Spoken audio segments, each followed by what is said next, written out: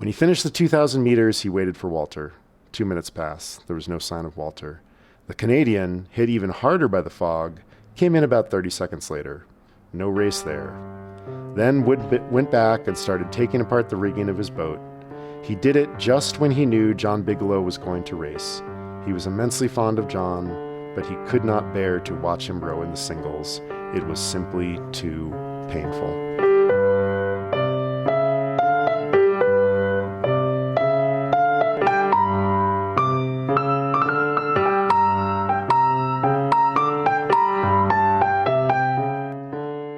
Yeah, well, I mean, that's why I think Star Wars and The Empire Strikes Back are much better movies than the prequels. Mm-hmm. It's why Jaws is a much better movie than Jurassic Park.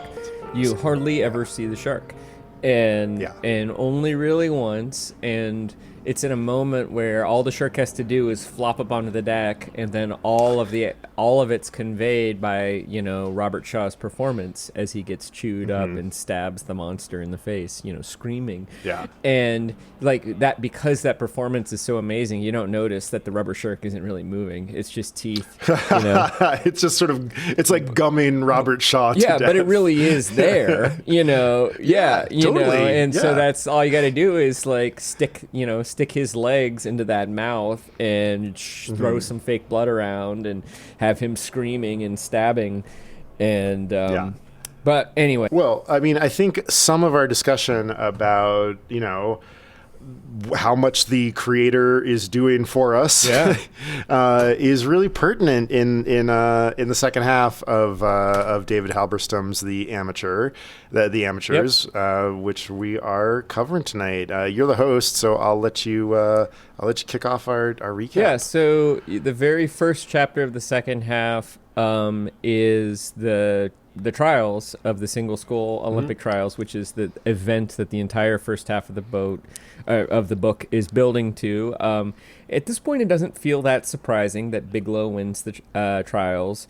Brad Lewis is a bit of a surprise, coming in second, and Tiffwood has a bad day, and he is third. Tiffwood is not rowing well. Biglow and Lewis are both rowing very well, and Biglow, I also think, is, you know, there's been enough set up that he is probably the best rower in that he combines Tiffwood's strength with the other's technique too. He might not be quite as strong as Tiff, but he's has much better technique and stamina, and rows a good race. And so that feels a little bit anticlimactic. Tiffwood is very disappointment. And then basically, I would say the second half is sort of divided in and of itself into two halves.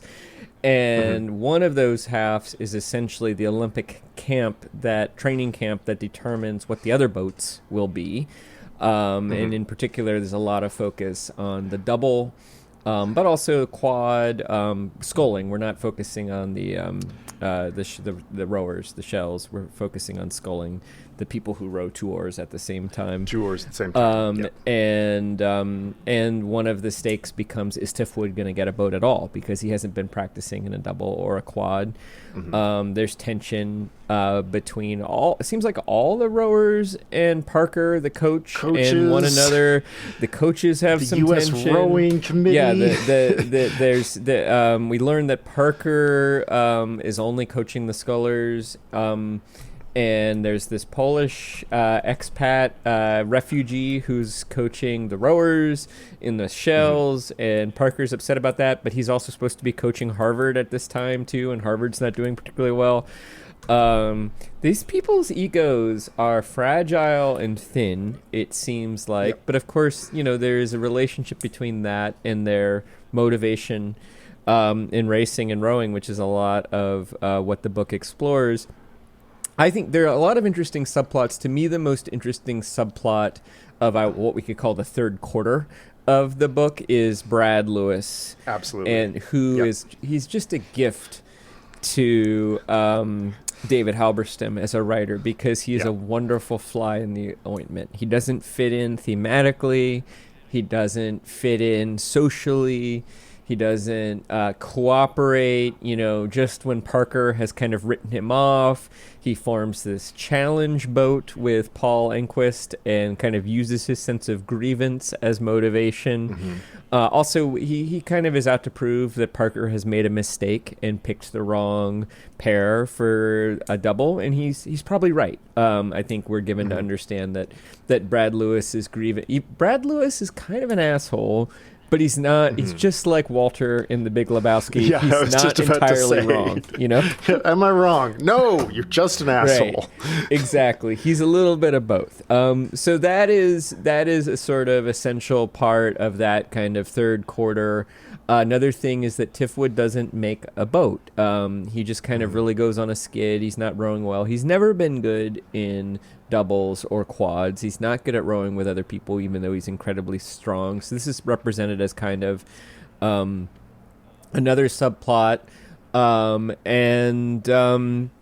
So what kind of that half is sort of concluded with, in fact, Brad Lewis and Enquist's challenge is successful. They have a time trial and they win, so they get to become the Olympic boat, and then they're scrambling for who's going to be the quad, and there's like a brief challenge quad, but that doesn't really go anywhere, and that takes us to the Olympics, and I'll let you start there. Yeah, and the Olympics are, like what you said about David Halberstam being given a gift by Brad Lewis is like, it is so fulfilled in the Olympic section of this, where John Biglow, he doesn't win his heat outright, so he has to go into the repechage, which is, sort of this like secondary path. A lot of rowing and a lot of endurance competitions are kind of a double elimination bracket a lot of the time. And so Biglow manages to get in the finals, but he has to row Tuesday, Wednesday, and Thursday. He's got to row the heats, he's got to row the reps, and then he has to row the semifinal. He does all of those. He gets into the final. And he comes in fourth. He gets the wooden medal or the potato medal. Yep. Pick your moniker for coming in fourth. But there's this wonderful section where like he feels really disappointed, and then also gets to see a lot of pictures of himself later of that day, and he's like, I look really happy. Yeah. And a lot of it is about him sort of wrestling with, do I continue to row or not? But he seems satisfied for a little bit. And a real theme that like he can kind of rest finally. Yes. And that he doesn't have anybody's expectations to live up to finally, for the first time that he can remember in a very long time.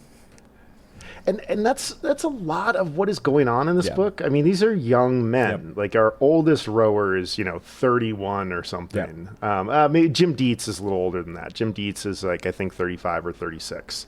But like most of these characters are just beginning their adult careers. Yep. But they've been under, just enormous pressure, mostly self-imposed, for their young adult lives. And you sort of begin to wonder, is this a feeling that Tifwood is not going to get to have? Yeah. This feeling of being able to rest. And then, in this further gift, holy shit, Brad Lewis and Paul Enquist win a gold medal, which is, wildly unheard of at the Olympics. For Americans, great. too. For Americans, somebody always does win a gold medal. Always, it's not. It's the first thing. For the first time in a very long time, we're going to award a gold medal. Nobody sank. Right, yeah, the Olympic rowing regatta is just this, chaos of ships sinking everywhere. If 3 boats can cross the finish, you all get medals, but that never happens. It never happens. There is a great party on Woods Hole every year of a boat race where you can enter any boat you want as long as it is not a conventional boat. And it is, it's marvelous. It's the best.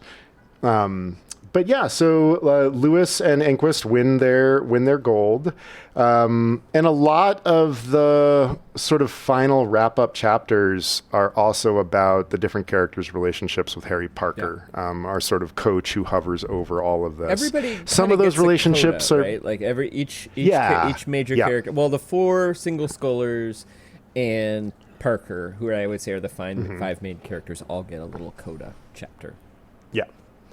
We close with a very short chapter where Lewis kind of drops one final bon mot, which is that if you're a rower and you actually want to get any attention, you just have to go stand behind the gymnasts at the Olympics, and you will get your picture taken a lot. Another swipe at what's happened to amateur athletics in the United States.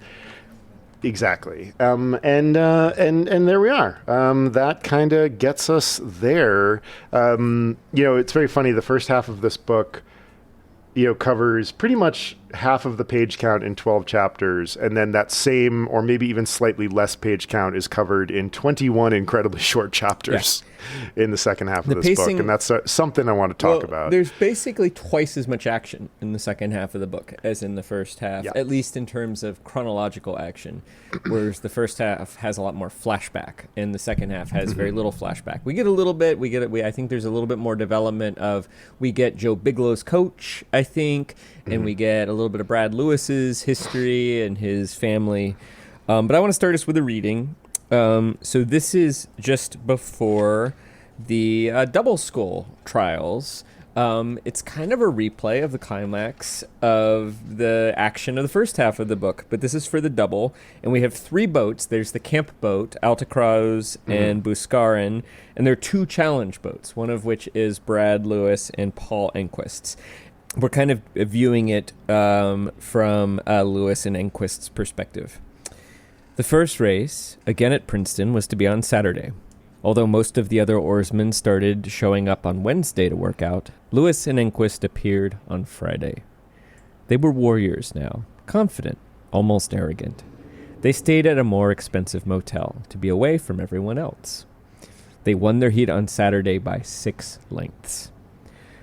On Sunday, Tony Johnson, who had helped coach them at Cornell and who was looking out for their interests during this miniature regatta, had gone to see them as they left the boathouse for the race. He wished them good luck. "We're going to kick the shit out of them today," Lewis had said.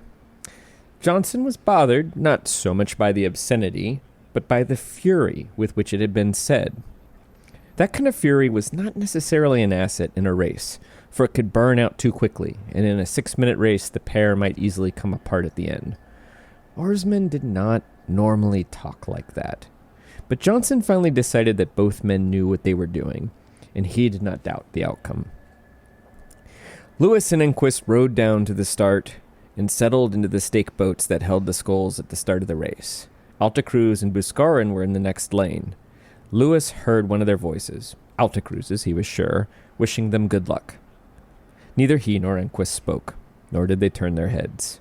He thought he heard Altacruz say something else. Again, they did not acknowledge him. This race was not about friendship. Brad Lewis had found the perfect role for himself. The outsider spurned by authorities. The challenger versus the favorite who had been given all the advantages. He was absolutely comfortable. Absolutely ready.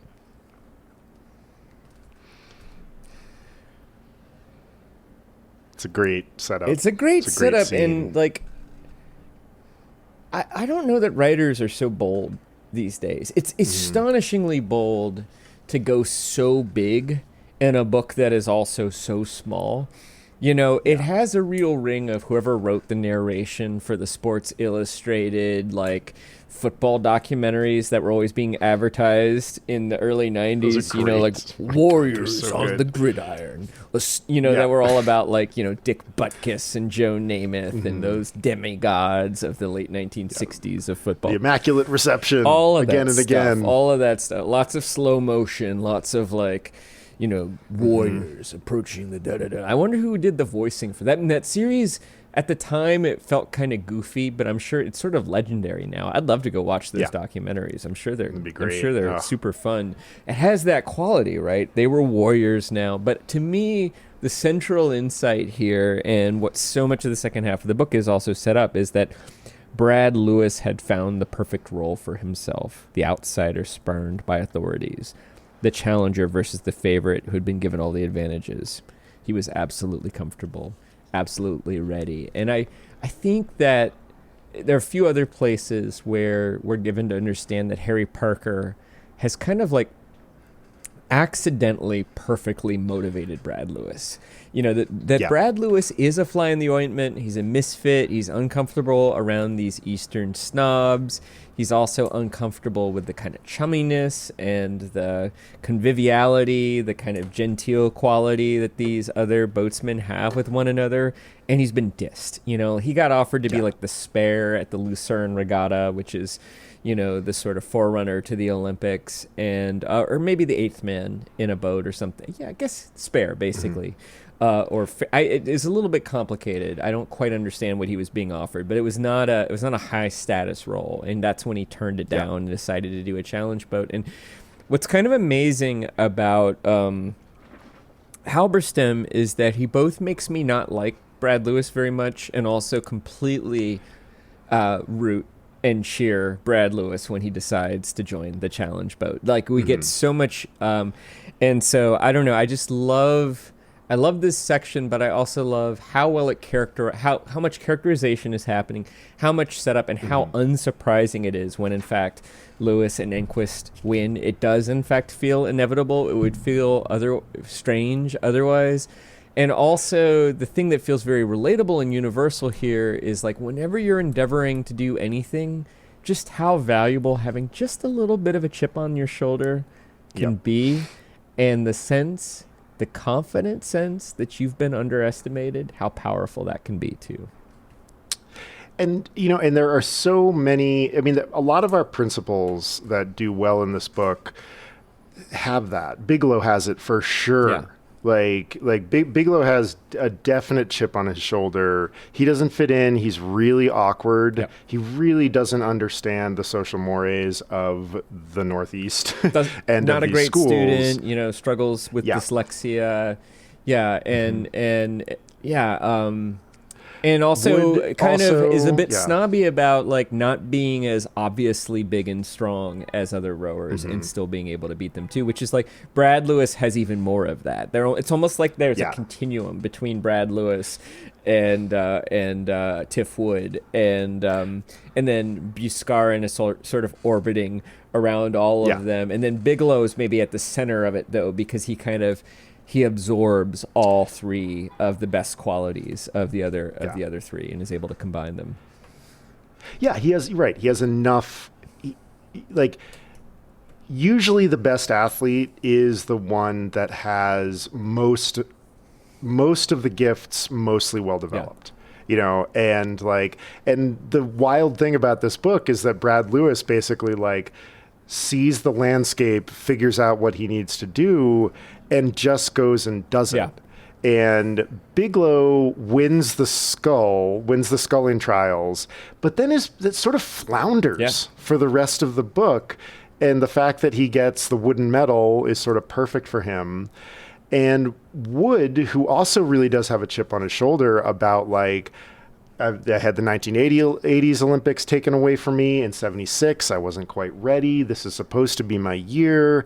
But it just is one of those things where it's like Wood is just, he never quite works on the technique part enough. Like, it part just, of that's he coaching seems to, too, you know, that Parker is Parker also favors him is one of the things we get. And because of that, kind of protects him in a way that maybe doesn't ultimately do him favors, it seems. But Parker's system doesn't work. It doesn't work. It's when your question about heroes and villains in here, weirdly, Brad Lewis becomes the hero of this book to me, mostly because of his resourcefulness, his ability to be flexible, his ability to make a plan, and to step outside of this chummy, hermetic world of rowing. And he's like, fuck that. I just want to be an athlete.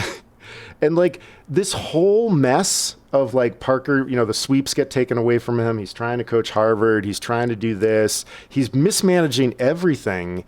I'm sure he's an excellent coach, but the second half of this book, you start just being like, oh my God, this is all Harry Parker's fault. It is, although one also senses that it's like the culture of sculling to some degree too, because I mean, a thought experiment, what if Joe Biglow cared about meddling in any boat as much as they care about, and Tiff Wood as much as they care about being the single sculler? What do you think would happen in that scenario? It would be a much worse book. Yeah.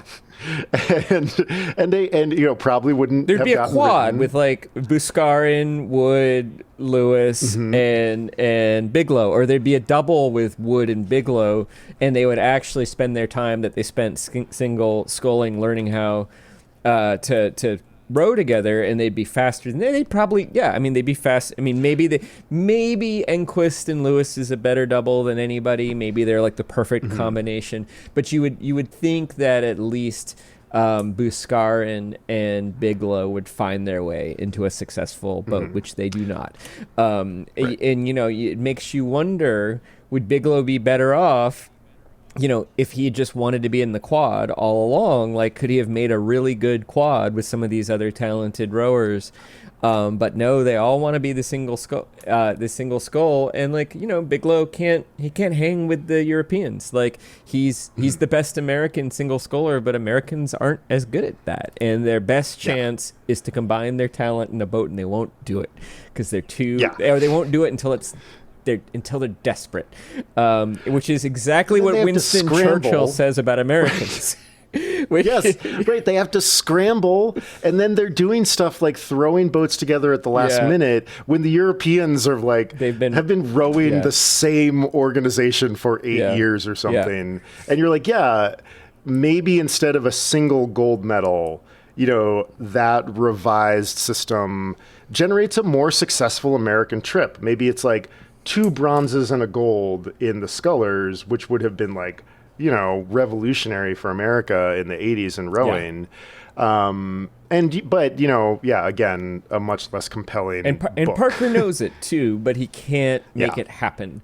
But partly it's because of his own rigidity and playing favorites and kind of poor planning. But all this sets up, is there a villain in this book? And is there, a good story needs heroes and villains. Does this story have heroes and villains? No, but as you were sort of talking through this, and this kind of, this somewhat pre-anticipates my trivia question, who are we talking about here? What are David Halberstam's other obsessions other than, baseball? Vietnam. And I don't know. He's known for his Vietnam reporting. Did he do some kind of like Watergate adjacent reporting as well? Yeah, and then also just like tons of American cultural, historical and political cultural report. Right. And so he's obsessed with conflict, sport, and Americans. Yeah. And I think that right. Yeah, exactly. I think, one of the probably why this situation interested David Halberstam is the problem is not these particular characters. Like, yes, they all have egos and they all have all of the normal human traits. The problem is the structure that they are existing inside of, which, you're like, yes, like Vietnam, bad idea. Perhaps inevitable given the structures that were kind of like around and going on at that time. And that's what Halberstam wants to chronicle is like, I want to give you the humans inside this pretty crappy situation. Yeah.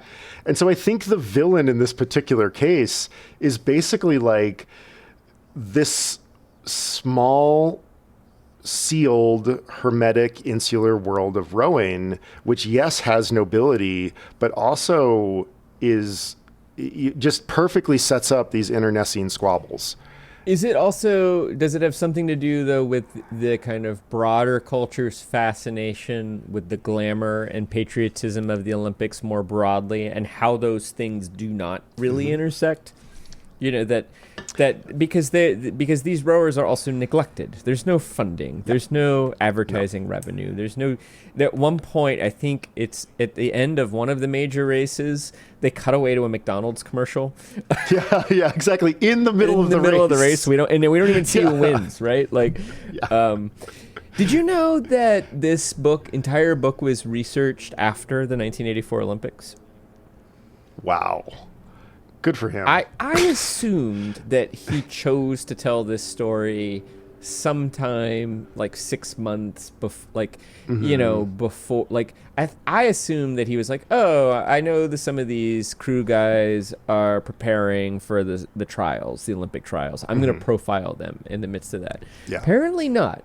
Apparently, all of that material we get about, like, they drove down to Princeton together, and Bouskarin was in Biglow's car, and they stayed at so-and-so's house, and they borrowed a skull from so-and-so, and he wouldn't let them borrow the skull, and they worked out at the boathouse all winter. That was all assembled from interviews he did, like, a year after those events, and the outcome was known to everybody. Yeah. Which is, it's extraordinary to me. I would argue another way of looking at it is that I sort of agree. I mean, I don't disagree with what you said about the structure being the villain, but I would also argue, for the sake of drama, that all of the characters take turns being heroes and villains. Being the villain, yes, yeah. And I think that's, maybe that's what I'm saying about the structure. And I think the anecdote that I would point to is this completely absurd anecdote about Wood trying to get a boat at a certain point, and he has a connection, and this connection really likes him. Yeah. And she had sort of anticipated maybe this is going to happen. And so in the lease that she wrote to U.S. Rowing, she had it expire the week before this second trials. Extraordinary foresight, act of foresight. And you're the only way you have that foresight is if you have enough experience of a governing body like that to be like, oh, this place is fucked. Yeah. But I think you're right. And that's what, because Halberstam he's a great chronicler of ambivalence. Yeah. One of his books is called, Recipe for a Quagmire. It is very obvious what his point of view is there. But in all of his Vietnam writing, it's more about I can't really figure out who is wrong here. Yeah. Or it's humans muddling through, not necessarily with poor intentions, but with weakness. Yeah, totally. With weakness, and in some cases with hubris, and in some cases with not enough power, and in some cases with too much power, and in some cases being influenced by hurt feelings and sensitivities that you could scoff at, but are also, relatable. And there's this moment where one of the coaches says to Harry Parker, Brad Lewis needs more encouragement. And he says, sometimes the people who need love the most deserve it the least. Yeah, totally. And it's just because, it is. You're right. The system is sort of doomed to failure in a certain way. And what's interesting is all the characters in it are kind of both victimized by it and perpetuating it in a way. And I don't know, if you have a choice, it is better to be rich than poor. But it can be hard to be rich. And it can certainly be hard to be a rich young man who wants to prove himself and also has the expectations of, how many of these guys are in medical school, right? I know. And which I guess I assume medical school is that is the place you go if you're not a business person, but you have to achieve the expectations of kind of wealth and status of your family. Medical school or law school, or you go work at an investment bank, are kind of the three paths to, you're going to be upper middle class, and all you have to do is be pretty smart and work very hard. And so you don't have to be exceptionally smart. You just have to be pretty smart, well educated. So in a way, it's kind of a safe path, but it's not an easy path, No. And I mean, there is something noble about it, but it's just fascinating to me. Is it Bouskarin who takes the job at the end, like at the special surgery center, and he struggles with it because he won't be able to row so much, and he's considering taking a less prestigious job at an emergency room because that would allow him to keep rowing, which is an interesting anecdote. But I think you're also right that, like, I mean, it's called The Amateurs, and you brought up the fact that this is about the friction of amateur sport coming up against the Olympics. Yeah. And which is, at this point, like, already semi-professionalized. Right. Yeah, we're well underway in that direction. The Olympics are becoming less about they're both becoming less about individual country glory and more about individual country glory. But as that professionalism is sort of taking root in the sport, and I think a part of the critique that's going on here, is like a lot of the other sports are better set up to weather that change. Yep. Basketball, that was a fairly easy transition, but a sport like rowing, which people aren't interested in, there's that great moment when Tiff Wood ends up like getting interviewed, even though he doesn't get on the team. Yeah. And they're like, the Russians not being there will make a medal less sweet. He's like, all medals are sweet. Yeah. And then he's like, no one goes and sees the rowing anyway. And I think another thing. Exactly. Yeah, it's a lot like poetry. It's like the poetry of the Olympics. The poetry of the sport world. Yeah. Everybody knows each other. Everybody likes each other and is jealous of one another. Yeah. Minus everybody sleeping with one another. Maybe that just didn't make it into the reporting. Make it in the book. It was a different. Halberstam was more. Yeah. Well, we don't hear anything about women's crew and women's rowing and how that interferes. I think there's one scene where like Tiff Wood or Biglow goes and he's like out rowing against the Great Britain Four. Yeah. Yeah. So, and he's like, that's a good competitive race for me. Do you feel that the mood and the atmosphere, do you feel like there's a distinct shift from the first half of the second half of the book? And again, everybody, mood, atmosphere, we're talking about the overwhelming emotional timbre of a piece of work. Huh, that's interesting. I hadn't really thought about whether that had shifted, so I'm just going to gather my thoughts about that and think out loud a little bit. To me, the mood of the first half of the book was this sort of really set by the first chapter of this sense of tense competition. That here were 3 or 4 people who more or less liked each other and regarded each other, but were also serious rivals. And you kind of almost get the, like, stomach butterfly knots of driving to the scene. And then by comparison, I don't know, to me the second half actually feels sort of more whimsical. More happens, at least chronologically. It feels to me like there's more anecdotes. It's less thoughtful. To me it feels more lively in a way, although I don't know if that's really mood or if that's more like pacing.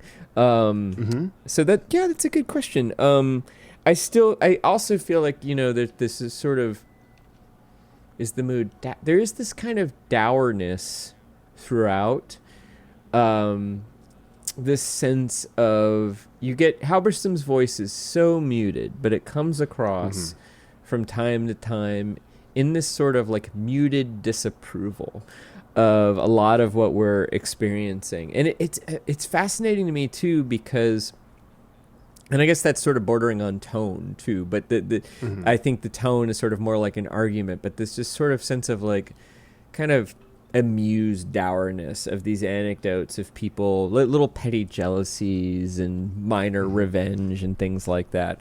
But I don't know, how do you perceive it? Because I don't know. I'm not necessarily trusting my immediate answer to what you said. No, I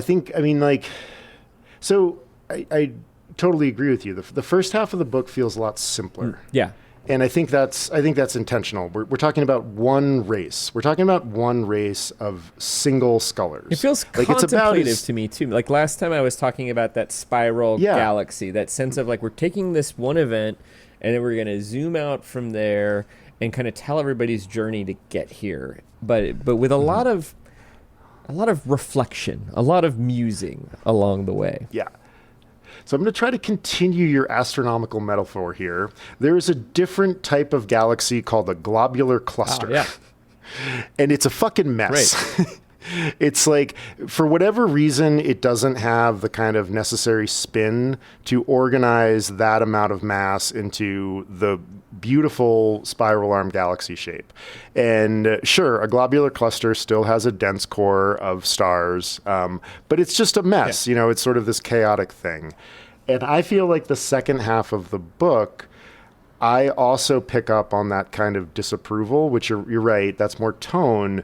But the atmosphere does seem to sour for me because things get so much more complicated. Yeah. Like there are doubles and there are quads and the sweeps get taken away from Parker. And it's like after the single skull trials, it's like we've been thrown out of the garden. Yeah. What's it? And okay, yeah, continue. And it's like, and Parker even says at one point that he has opened up a Pandora's box. Yep. Everybody, it's a jar, it's not a box. But the second half of the book really feels Pandora's Amphora. That's a great one. That's a band name right there. Pandora's Amphora. Pandora's Amphora. They're okay. I'm not going to go down that digression. I want to, but I'm not.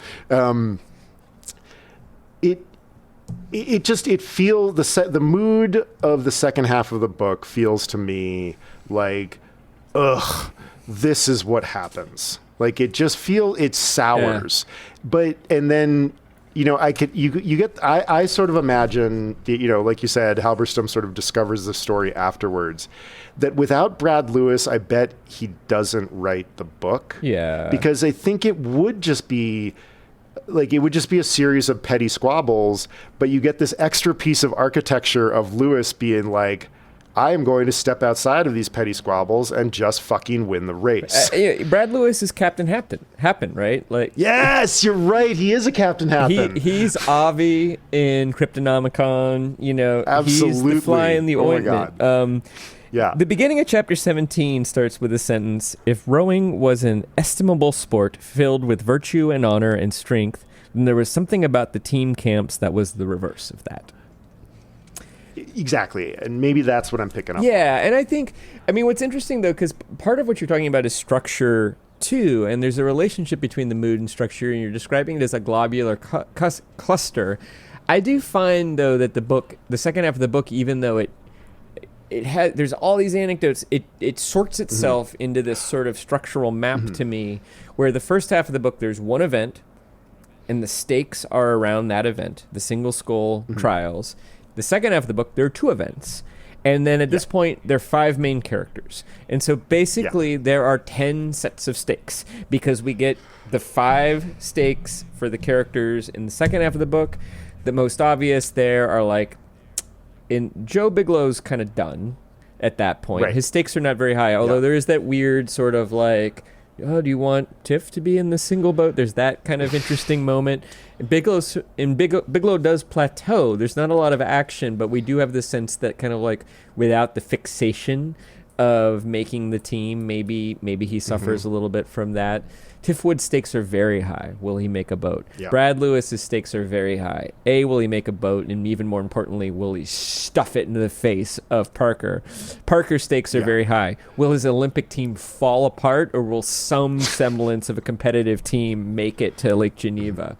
Buscarin, he's got stakes. He's kind of always been the sort of odd man, like the character with the least attention too. And then the stakes reset for the Olympics too, because so Joe's stakes feel pretty high, John Biglow's stakes feel pretty high.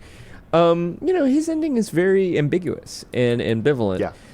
Tiff is kind of the tragic hero. Brad Lewis is the anti-hero who wins. Parker is the old man who's learned a lesson and is hopefully a little bit wiser. Unclear if that's the case. And Buscarin's going to med school. But they sort of reset for all of those people in a really, really interesting way, too. And so there's a way in which, even though it's kind of a globular cluster, you just have to pay attention to those 10, that math, that 5 by 2. And if you can track the 5 by 2, you're okay. You kind of get the structure of the book.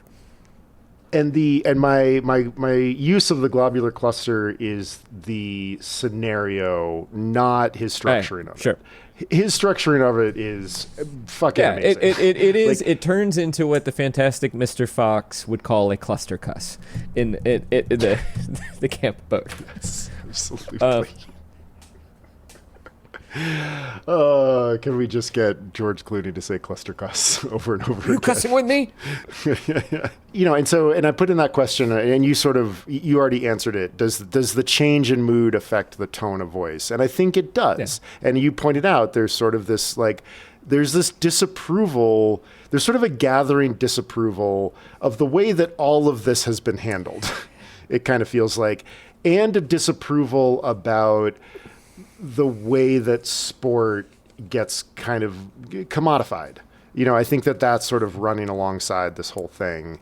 But yeah, I mean, this book moves from this very simple first half, and I think it is such a great lesson in structuring, to a much more messy scenario in the second half that Halberstam is still able to wrest, something really coherent out of, and he keeps us what must have been oriented to the stakes, to that 5 by 2 at all times, and that's what's really masterful, and that's what's it is a clustercus, and yet his curation of the details that matter. It's still a very tight book and still very easy to read, and it's pretty extraordinary, that he can pull that off. And that the book still feels so readable despite, and it almost to the point where it made me wonder, both in terms of the tone, that kind of dour disapproval, and also the kind of neatness of everybody's arc, the way that everybody has an arc. It made me wonder, did he take some liberties?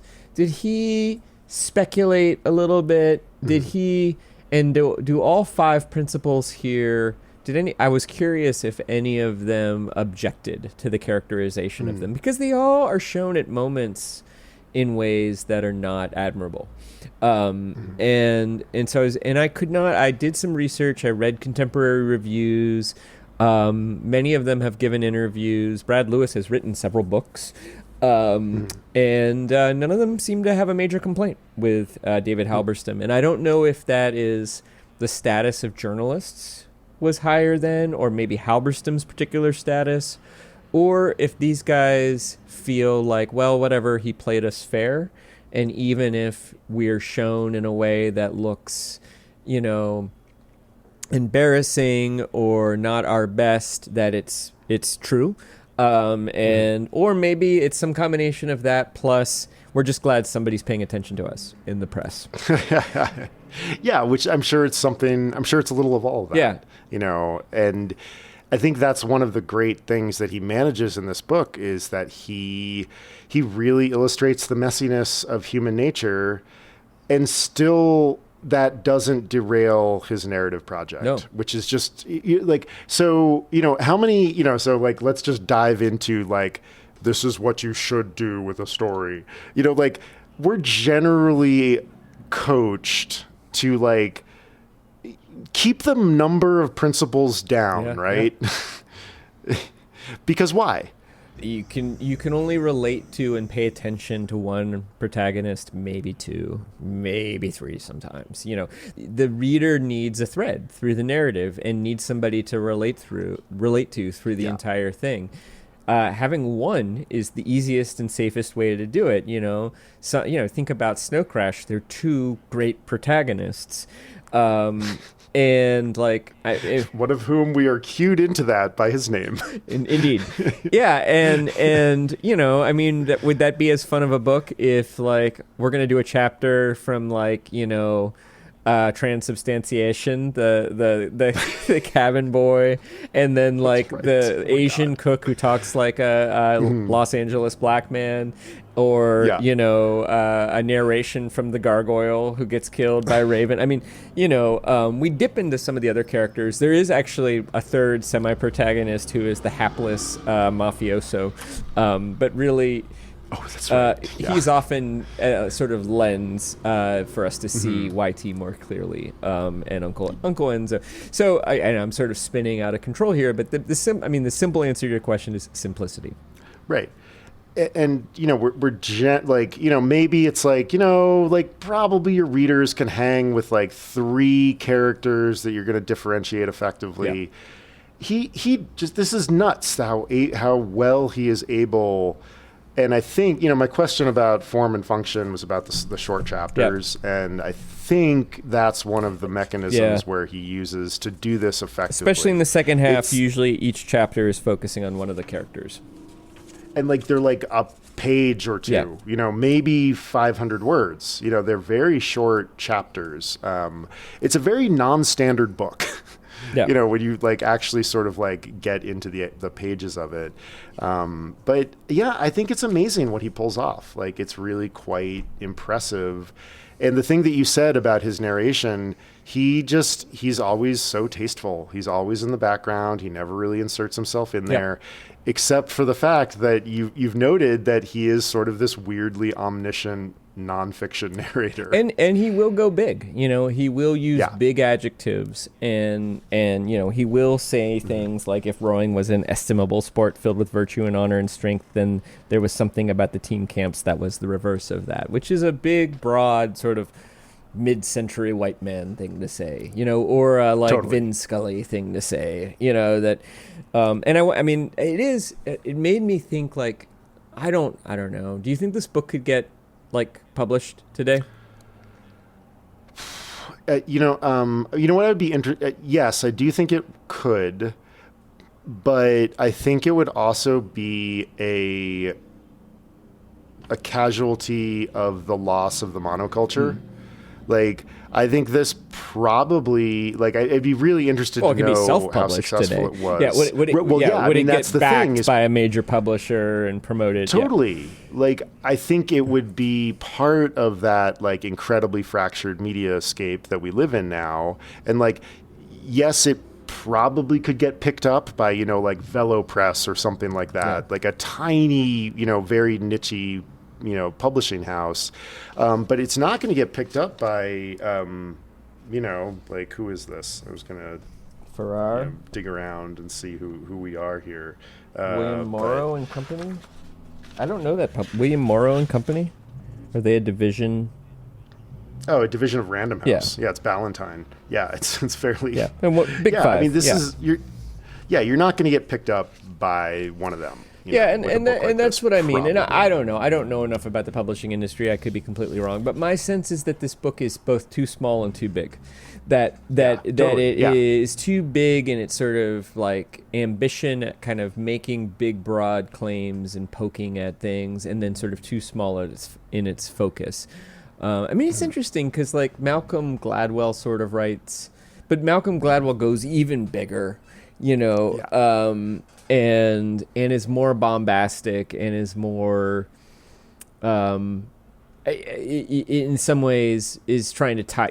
He would then compare this story to like some rowing in Greece in the original Olympics or something like that. Totally, And there is reporting, and yet it's too small. Like you could profile the point guard of the Olympic basketball team, that could be a book. You could write a book about the 2016 Cubs. You could write a book about, any number of championship teams. Moneyball is maybe the kind of closest thing to this, but Moneyball has Michael Lewis is so great at pegs, which is like basically says, how does the worst team in baseball with the worst budget in baseball become the best team in baseball? And you're like, well, everybody wants to hear that story. I don't care what it is.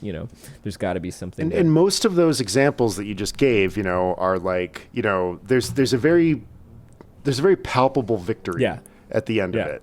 And there is a victory here, but for the anti-hero, and it doesn't feel like a sport movie in the way that like the Moneyball story where you're like, oh my God, they pulled it off. Yeah. And with the Cubs where you're like, there's also this thing about shedding, a century of futility and all of that stuff. But this book is just, it's such a tiny world, but he is able to draw like something really interesting out of it. But I think you're right. I don't think there's enough of a hook for it to have gotten published now.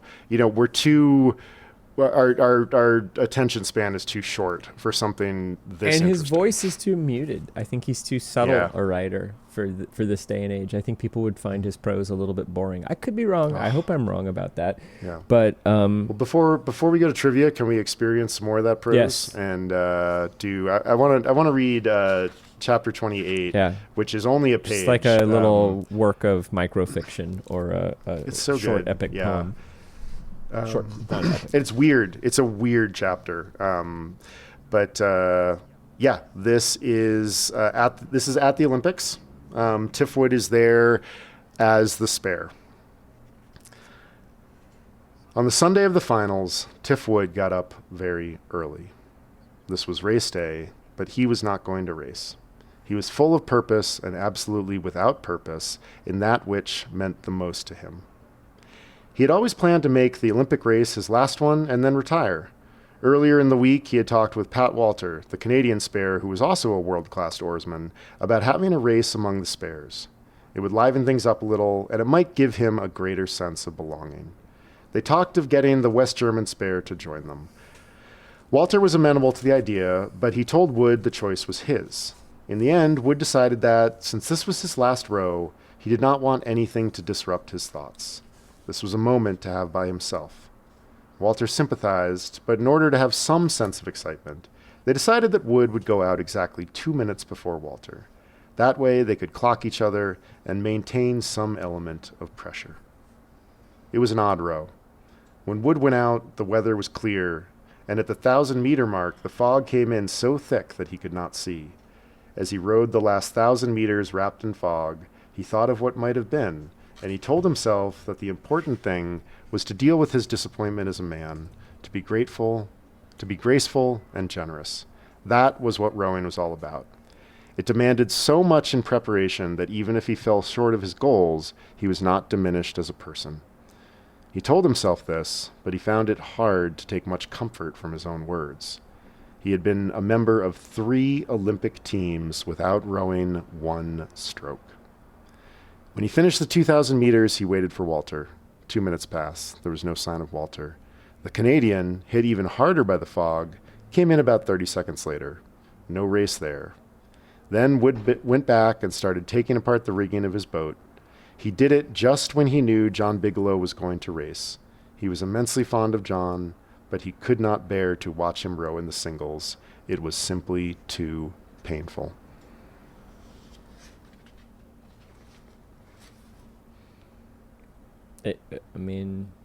Portrait of a young man without purpose, with frustrated purpose, right? It's the one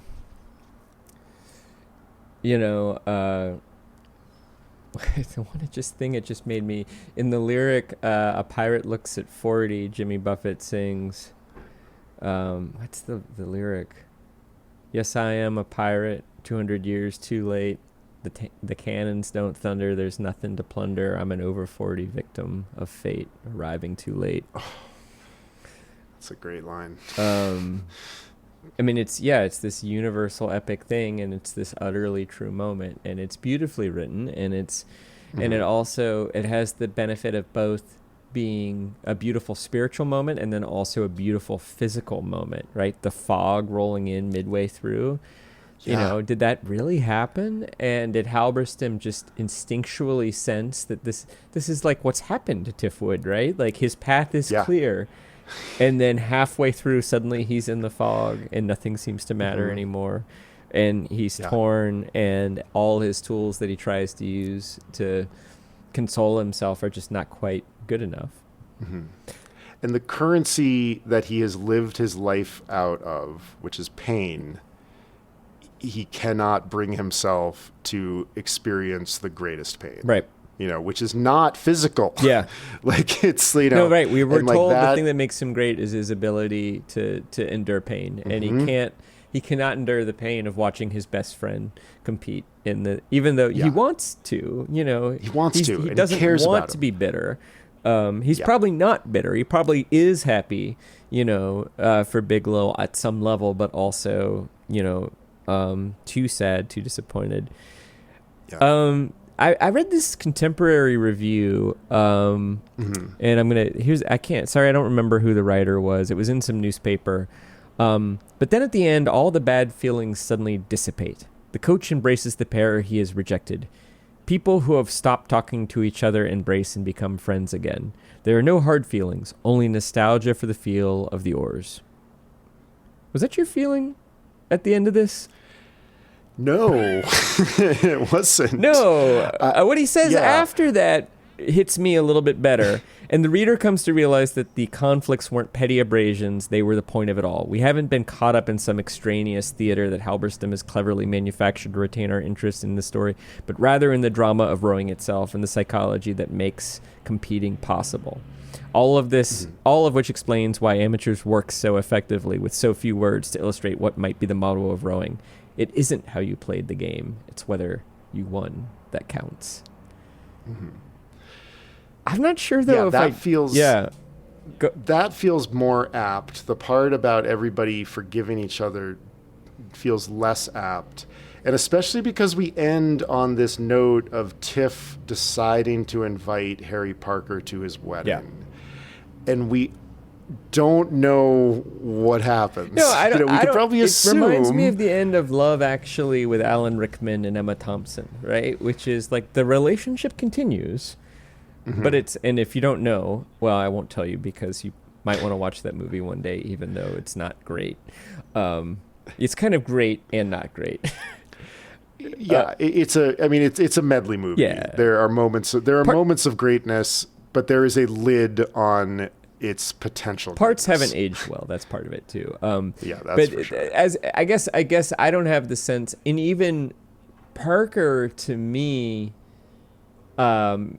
slapping Enquist and Brad Lewis on the back to me is not a sign of any kind of reconciliation. To me, it's like it's relief. Yeah, and also like maybe, we got a medal, but also, I mean. It's like to me it almost feels selfish, right? Like Parker didn't back these guys and they won, totally. And now he's taking the credit for it, as their coach. Now it does say that he did coach them once they got to the Olympics and tried to put aside his frustration at their challenge boat too. And there is this sort of genteel quality, Parker will not tell somebody they can't compete in a challenge boat. He will say, I don't think that's a good idea, or I would prefer that you didn't do it. But he's not. He does seem to have this kind of like rules of engagement. So even though he plays favorites, he won't out and out trip somebody up. Which is a little like doesn't feel genuine, like he's playing favorites, but isn't going to tell people that he's playing favorites, Yeah, it's a little bit like the coach. He reminds me of like the coach who's sort of like, well, if anybody breaks training rules, you sit out a game, except for the slugger who hits 40 home runs. It feels like that kind of coaching to me. Yeah, which is and I think you're right to like the ending of the ending of this book is really ambivalent. Yeah, I think so. And and just like and of course Halberstam finds the perfect quote to end with, which is like, if you want to get noticed, go hang out adjacent to a bigger sport. It's like Cameras these guys have been go. like this is such a book about ego in a sport where nobody cares. It's and that's the nature of the amateur. That's why these guys are still amateurs. And there's some great line in here about like the sport requiring more than it's worth. Yeah. And like that is such a like he does such a good summing up of the existence of rowing and whatnot. But I asked you this last time, and I know we're wrapping up. But as an athlete, do you think that what these guys sacrificed to go to the Olympics was worth it for them? Yes. And why? Because they're. I mean, the sport that I spent a lot of time in is similarly small. It's gotten a little bigger since I left, and it's growing up. It's becoming much more professional, but it's a very small, very niche sport. There isn't a lot of money, and similar to rowing, like you have to give so much of yourself to have just the slightest inkling of a possibility of success, and so any success that you can hang your hat on, whether it's going to the Olympics, whether it's being the spare, whether it's having a 4th place at the Olympics, whether it's finally being able to rest. I think Tiff Wood's tragedy in this book is that he does not get that. Yeah. He does not get the fulfillment of his effort. Because he can't compete at all. And right, which is the thing. There's this great passage which talks about the thing that Tiff Wood is great at is competing, and he can't compete. And I think that is probably why he probably leaves this whole situation feeling the worst. Bouskarin doesn't even get to go to the Olympics, right? He doesn't go in any other boat, I think. I can't remember what I think. I don't think he missed the double, and then I think he joined a challenge quad, and they didn't succeed. Yeah, something like that. He was not in the quad. But Tiff was the spare. But he Bouskarin sort of loses fair. Right. Wood loses kind of unfairly, it feels Not like. really unfairly, but more like his effort is wasted. Like he put his effort exactly. into he put his cards, what's the word I'm looking? He bet on the wrong horse, or he put his eggs in the wrong basket. In one basket. Like he probably could have gone if he had done the work to become a better team racer. Yeah, to be a better sweep oarsman or a multi-sculler or something like that. But I would guess that, and everything is softened with time, but even in the aftermath of these Olympics, I bet a lot of them would be like, I'm satisfied with what happened. Do you think... Because there is a payoff of the work that they put in. Do you think that benefit is something that... is sort of like, imagine winning a race, you feel great. Losing a race, you feel disappointed. Not winning, but having a good finish and racing better than you have in weeks and knowing you put in a good effort that's how Joe Biglow feels, right? Like he doesn't get the bronze, but he feels like he raced well. Parker thinks so. His dad thinks so. And there's some consolation in that. So you have, basically what I'm saying is you have these ups and downs. Is there some other bracket feeling that you don't experience in that moment, but that you are experiencing or come to experience that is enriching, do you think? As an athlete? As an athlete. I guess what I'm saying is, even if you fail over and over and over again, does somehow that experience still better than living a life where you're not trying? Yeah, I think so. But that was also my experience of sport. My best race was a 4th place finish. Yeah. And then my second best race was a 12th place finish. And I can contextualize those, and I can understand that those were the 2 greatest days of my athletic career, and I did very well on those days. And I can be very proud of that, while knowing that I didn't have the success that I wanted. But it's complicated. And I think that that's what this book does a really nice job of dramatizing, that complicated nature of can I feel good about this? Yeah. How am I going to feel good about this? I think is the big question. Because you have to. You have to find a way to feel good about all of these hours. Yeah, well, I mean, that's sort of part of what I'm getting at is that I have done a little bit of endurance athleticism, but not much. And when I used to run a lot, I ran because it felt good. Like, and I would sometimes push myself to the point where it was hard. But I mostly, like, if I went for a run in the afternoon, I mostly ran at the pace my body wanted to run. And sometimes I felt particularly strong.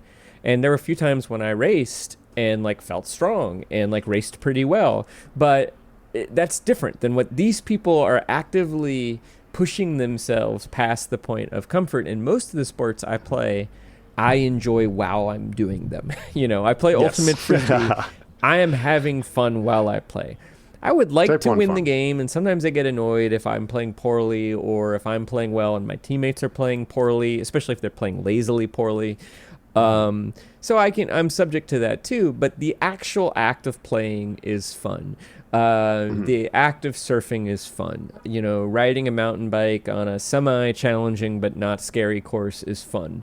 Trail running is fun for me when I'm not in pain. Whereas I don't have the sense that these guys really like getting up at 5 a.m. and cramming their giant frames into a tiny skull and shoving their knees into their nose over and over again and doing sprints, although they sort of miss it too. So I guess that's sort of what I'm getting at is, like, where is the enrichment? Because most of them don't win. Right. And they seem to only care about winning while they're doing it. And, you know, what you're saying is that there is a way in which I guess part of maybe what I'm asking is, does the value manifest later in sort of the memory of it and the way in which it's become part of the fabric of you? Is that where the joyful part comes? Yeah, that's where some of the joy comes from, for sure. But then I would also remind us of that passage in The Rider where he's talking so much about, and this has become one of the problems of contemporary endurance sport, where what most people, as far as I can tell, a lot of people want to just simply say that they did a thing. Yeah. You know, and so there is a lot of this, like, one and done nature in endurance sport. They want the picture at the finish line. And the finisher medal, and they want to be able to say that they did an Ironman. Accomplishment. And Tim Krabbe would be like, no, I do it because it's road racing, which is such a tautology. You know, like, there's no definition in there about why. Right. Like, he's simply saying, like, basically 1 equals 1, and I'm not going to go any further than that. But what he's trying to express, and I think that the nature of a lot of endurance athletes and these guys and endurance athletes that I know, there's something of the I just can't help myself. It seems to me, I mean, the way that I would frame it and the way I've experienced it is it's the excitement. It's almost like the adrenaline. It's the feeling of caring so much about something and wanting so much to win that you will be crushed if you lose, and you will be exalted if you win. But then there's also sort of a bracket around that you don't want to live a life where you're not feeling the potential for crushed or exalted. You want your life to contain those highs and lows, and you experience them and they're real, but still there's something about being in that space of competition that is enriching. Yeah, I think. And I think that, you know, I mean, a piece of this story is sort of dramatizing that darker side of endurance sports where it's like everybody wants to be in a Joseph Campbell setting, but that's impossible when you're all like, not everybody gets to kill Grendel if there's like, you know, if you're all trying to kill Grendel. No, and one way of looking at it is like, what would be more impressive than being part of a quad or, you know, an 8 shell? And coordinating your efforts with 3 other equal athletes better than anybody else in the world could coordinate their efforts. And that, to me, is sort of the tragedy of the book, which is that they all see that as a consolation prize, whereas to me, that's sort of the most impressive thing they could do. Yeah, totally. It's one of the reasons why cycling, I do think, rises above other sports, because it is a sport where the team creates the opportunity for the individual. And the strategy is more interesting. Sculling, you kind of have pacing strategy, but that's about it, you know. Yeah, it's like, as far as you can tell, like, it's just like row pretty hard until you decide to row really hard. Really hard, and then throw up. Yeah. It's just like... And there's a little bit of strategy of, like, when you switch from pretty hard to really hard. That's like the only real strategy that I can tell. And it's like, don't do it too early, but don't do it too late. too late. And it's like even less compelling than like the 1500 on the track, which is probably the closest analog time-wise. And because in the 1500 on the track, there is drafting, you're in close competition. But like, I mean, like rowing, you're just separate. There's no drafting. It's just like, just fucking go. Like go straight. And I know it's not straight, but anyway, we should probably head to trivia. But I do think, I think that was a really good question to end on, because I think that's what this book, Halberstam is an outsider here. And you get the sense that he's fascinated by these athletes that are very different from the other athletes that he has chronicled in his other sports writing. And it makes sense to me that he did the reporting afterwards. Like somebody told him this and he was like, wait, what? And then what happened? And then what? And then who is this Lewis character? He watched the Olympics. I think he saw the McDonald's commercial and watched the Olympics on TV, and he was horrified by how little attention and how poorly treated. And I think he knew a little bit about crew. Like maybe he had rowed in college or something. But will you read this book again? I don't think so, unless I'm teaching a nonfiction writing class, because I think this would be a great book for students to read and think about when it comes to things like mood, voice structure, tone of voice, and also kind of like where the narrator is placed, like inside the character, outside, above. I don't know what the term for that is, but it's like the difference between close and far, I guess. How about you? I think, so I really enjoyed the fact that like I had forgotten who won the trials. And I really do. This book is very dear to me because it was the first book that I read that accurately dramatized something that I've experienced. And that being the horror of standing on a start line, knowing that you've been working towards this moment and you can't quit before you start, though your entire body is telling you, please don't do this. And that was really nice to experience that. I love the writing, so I'm probably going to wait like 10 years and like hopefully forget who won and then read it again. But you're right, it is also a perfect teaching book. So if I ever find myself teaching a comp class, this would definitely be part of it. All right, so trivia. Brad Lewis, Olympic gold medalist. Is that what you say? Medalist? Yeah. Along with Enquist, has written several books, including his first book that was originally called Assault on Lake Casitas, basically his perspective on these events. He later renamed it, and this should say something about his personality, to Olympian. I'm pretty sure that Brad Lewis is one of those people who you could not have a conversation with and not have him mention that he won an Olympic gold medal, in 1984 to this day. He's still around. He's still in Southern California. I think he self-publishes his books. He certainly promotes them himself, and the grammar of the promotion is not great, although there's a certain charm to it, which is very much like the Brad Lewis that we get, sort of rough around the edges but charming. After winning an Olympic gold medal with Paul Enquist, he continued to compete in other sports.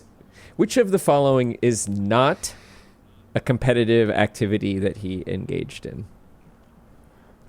A. In 1990, he attempted to set the fastest hiking time on the John Muir Trail self-supported style, which means he can do mail drops, shopping trips, but there's no support vehicle, and he has to carry all of his own supplies.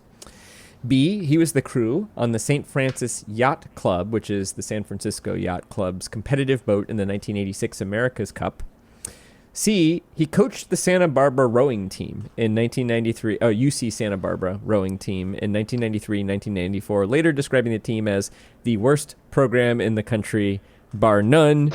And D is a joke, but he attempted to beat Horace Bury's space yacht recording of crossing from Mars to Jupiter single-handed. But since since obviously that one is one of the ones he did not do, so don't choose that one. That's just there for you to chuckle at. So he did two of these, but he didn't do one of them. Correct. Okay. So coach the UCSB team, fastest known, John Muir, self-supported. What was the other one? Crew on the St. Francis Yacht Club's competitive boat in the 1986 America's Cup, which is a sailing race. Yeah. Is St. Francis... Isn't the America's Cup conducted among nations? Maybe. I'm gonna go with that one. I'm gonna go with the St. Francis Yacht Club. Well, according to his book, Confessions of a Grinder, he was a crew on the St. Francis Yacht Club's competitive boat in the 1986 America's Cup, at least on the Amazon page for that boat. He has hiked the John Muir Trail, but never attempted to set a record, although it is in line with his personality. And he did coach the Santa Barbara rowing team in 93-94 and later described the team as the worst program in the country, bar none, and wrote a thinly veiled novel about a middle-aged Olympic gold medalist who is hired to coach a Central California rowing team in the 1990s and has to deal with like the foibles of students who all have. One of the details from the book is that all of his students have medical marijuana cards, which was kind of unusual. Oh my God. This was before legalization in the 90s, which he saw as a sign of kind of laziness and. That one, I was like, okay, he definitely did that one. So I was definitely deciding between the yacht club and. Let me see if I can find Confessions of a Grinder, Brad Lewis. Oh my God, okay, yeah. If you Google it, Confessions of a Grinder, my first-person account of competing in the America's Cup as a grinder on board the 12-meter USA from the St. Francis yacht. Ellipsis, really cool, 1986-87 Fremantle, Australia. That's the title. Or that's the subtitle. That's incredible. That is an amazing subtitle. Yeah. Well, I'm realizing now that the Amazon added the ellipsis. The actual subtitle is my first-person account of competing in the America's Cup as a grinder on board the 12-meter USA from the St. Francis Yacht Club back when America's Cup was really, really cool, 1986 and 1987. And I realize now more subtitles like that? It is apparently... the St. Francis Yacht Club might have been the yacht club that furnished the boat for America's team in America's Cup. Got it. Yeah, and the other way where I was like, maybe I'm wrong here is like, of course, like at all of these regattas, there's always the big race that we all see on TV, but there's always like hundreds of other tiny races, and so who knows? Maybe at that one there's other ones, but. That's a very that's like an 18th century subtitle. In which the author participates as totally. Yeah, exactly. Gulliver's Travels, or time that the author visited people who were very large and also very small, and other very diverse little. Observations and travels amidst the South Pacific. Yeah, exactly. So David Halberstam, as we've talked already in this episode, has written extensively on American history and culture, war, and sport. The Amateurs in his sports book is an outlier because Halberstam has predominantly focused his sports writing on baseball, as you and I both know, and traditionally popular American sports. So, which of the other big four sports did Halberstam not write about? And just like yours, I have a joke in mind. So the D is he certainly didn't. But out of A, B, and C, there's one of these sports that he did not write about. So A, American football, B, hockey, C, basketball, or D, the estimable sport of puppeteer roping. Puppeteer roping. Oh yeah, that would be fun. They got two heads. So. No, well, not for the puppeteer. Oh yeah. Like not only being strangled, but also being like wouldn't your actually hand is strangle it, right? Because but you don't want to get too close to the puppeteer; it'll kick you with the back leg. Yeah. Yeah, they're like emu. Exactly. I think I remember that he wrote a book about basketball. Has he written about hockey? I feel like hockey would appeal to him. My gut is telling me hockey is the one he also wrote about, leaving football. But it doesn't make sense. I think I'm going to go with a gut. He did not write about football. He did write about football. He wrote an odd profile of Bill Belichick called "The Education of a Coach." Interesting. But you're totally right on basketball. He wrote two big books about basketball. One a profile of Jordan. One just called "The Breaks of the Game." But he never wrote about hockey. 3 baseball books. 2 basketball books. That's logical because, I mean... 1 football book and a rowing book. Yeah. I, as a teenager, read his Summer of 49 book. Like, my parents gave it to me. Oh, it's so good. That book is... everybody read that book. It's so good. Yeah. It's his good book, American The history, Teammates... too. Yeah, exactly. It's a great... Yeah, if you want to learn about what America was like in the late 40s, like, that's celebrity a great book to culture, read. just sort of post-integration... Right, one of the characters is Don Newcomb, who's like the 3rd black player, or something like that, as I recall. Yeah, it's a killer book. Yeah. Oh, it's so good. It's like one of those unputdownable books. Yeah. Like, yes, it's a sports book, but it's not. Well, yeah. What's up next? What is up next is Where Nobody Knows Your Name, John Feinstein. The late John Feinstein? I don't know. Is John Feinstein No, dead? I might be thinking of the other kind of like NPR commentator. No, John Feinstein is in fact dead. Oh, this year. He is dead. Yeah. Yeah. I think I do recall. This year. Yeah. The late John Feinstein's book, Where Nobody Knows Your Name.